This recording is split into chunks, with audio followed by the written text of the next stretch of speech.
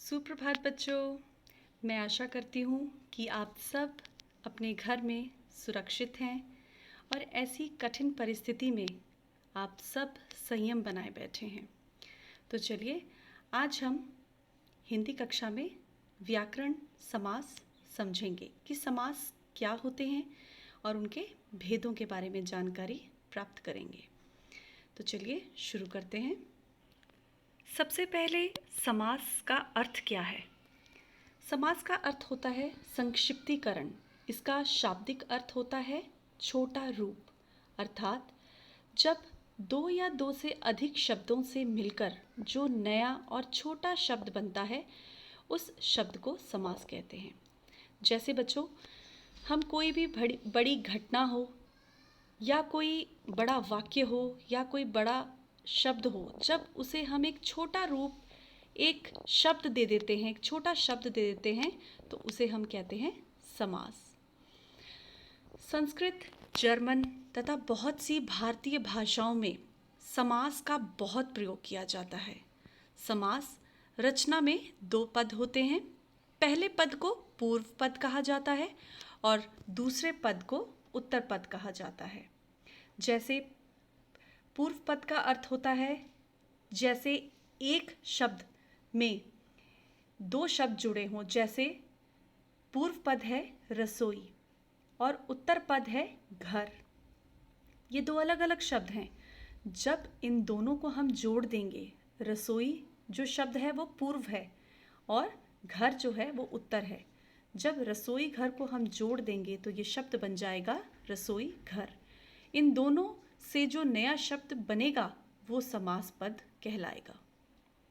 अब देखिए बच्चे, समास के भेद। समास के 6 भेद होते हैं। सबसे पहला अव्ययी समास, दूसरा तत्पुरुष समास, तीसरा कर्मधारय समास, चौथा द्विगु समास, पांचवा द्वंद्व समास और छठा बहुव्रीहि समास।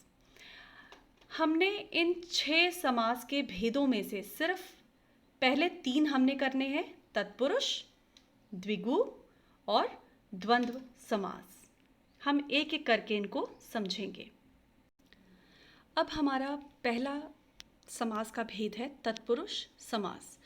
इस समास में दूसरा पद प्रधान होता है। प्रधान का अर्थ है मुखिया।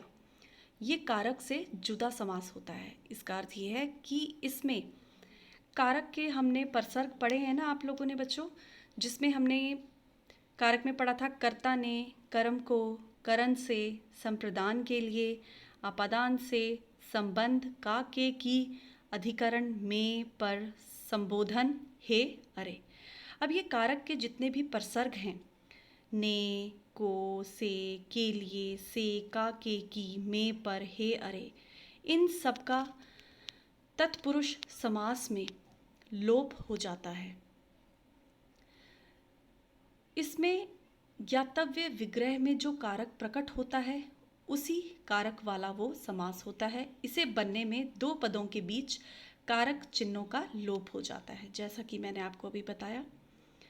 अब इसके कुछ उदाहरण हैं। देश के लिए भक्ति। अब देखिए, के लिए आया है तो ये कारक का प्रसर्ग हुआ। राजा का पुत्र, का, राजपुत्र। शर से आहत, शराहत। राह के लिए खर्च, राह खर्च। अब इसमें के लिए परसर्ग आ गया। आपको मैं अन्य कुछ और उदाहरण देती हूँ तत्पुरुष के। हाँ जी, ये देखिए तत्पुरुष समास के अन्य उदाहरण देखिए। स्वर्ग प्राप्त।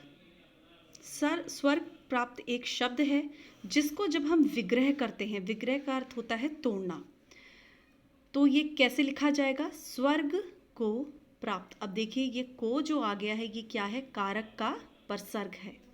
ऐसे ही यश प्राप्त, यश को प्राप्त। रस भरा, रस से भरा। पाठशाला, पाठ के लिए शाला। रसोई घर, रसोई के लिए घर। गंगा जल, गंगा का जल। दानवीर, दान में वीर। वनवास, वन में वास। राजपुत्र, राजा का पुत्र। अब देखिए बच्चे, इसमें को, से, के लिए, का, में, का, ये सारे के सारे जब हम एक शब्द लिखेंगे, जैसे देखिए इस तरह से आपको आएगा कि स्वर्ग को प्राप्त, आपको पता लग जाएगा कि ये क्या है, तत्पुरुष समास। तो इसका लोप यहाँ पर हो गया है को का, तो ये इकट्ठा शब्द बन गया, तो क्या बन गया, स्वर्ग प्राप्त। यश को प्राप्त, तो ये को का लोप हो गया है, को जो ये जो कारक का परसर्ग है वो खत्म हो गया, यहाँ पे ये क्या बन गया, यश प्राप्त। ऐसे ही सारे रस भरा, पाठशाला, यहाँ पे जितने भी ये रंगीन कारक के परसर्ग हैं वो सारे के सारे छपन हो गए हैं, वो उनका लोप हो गया है। अब हम दूसरा समास का भेद करेंगे, द्विगु समास।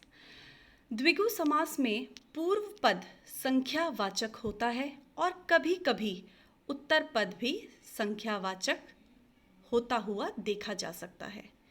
इस समास में प्रयुक्त संख्या किसी समूह को दर्शाती है, किसी अर्थ को नहीं। इससे समूह और समाहार का बोध होता है, उसे द्विगु समास कहते हैं। अब इसको ध्यान से समझिए बच्चे। द्विगु समास में जो पूर्व पद का मैंने आपको क्या मतलब बताया था, पहला शब्द ये संख्यावाचक होता है, अर्थात गिनती में आपको ये दर्शाया जाएगा। और कभी कभी उत्तर पद भी संख्यावाचक देखा जा सकता है, लेकिन ये जरूरी नहीं है। और ये हमेशा एक समूह को दर्शाता है। समूह मतलब समाहार, एक ग्रुप को दर्शाएगा। जैसे इसका एक उदाहरण देखिए, नवग्रह, पहला शब्द है नव, इसका अर्थ हुआ 9 ग्रहों का समूह हो गया, एक पूरा ग्रुप। दोपहर, दो का अर्थ हुआ, फिर आ गया यहाँ संख्या, 2 पहरों का समाहार।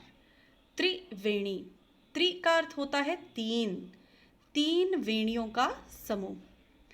पंच आ गया, अब यहाँ पे फिर 5 तंत्रों का समूह। त्रिलोक का अर्थ हुआ, त्रि का अर्थ हुआ 3 लोकों का समाहार। आइए कुछ और उदाहरण द्विगु समास की हम समझेंगे। अब देखो बेटा, यहाँ पे एक और उदाहरण है, त्रिफला।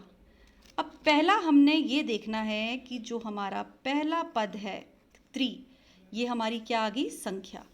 3 फलों का समाहार। नवरात्र, 9 रात्रियों का समाहार मतलब समूह। आप समूह भी लिख सकते हैं और समाहार भी लिख सकते हैं।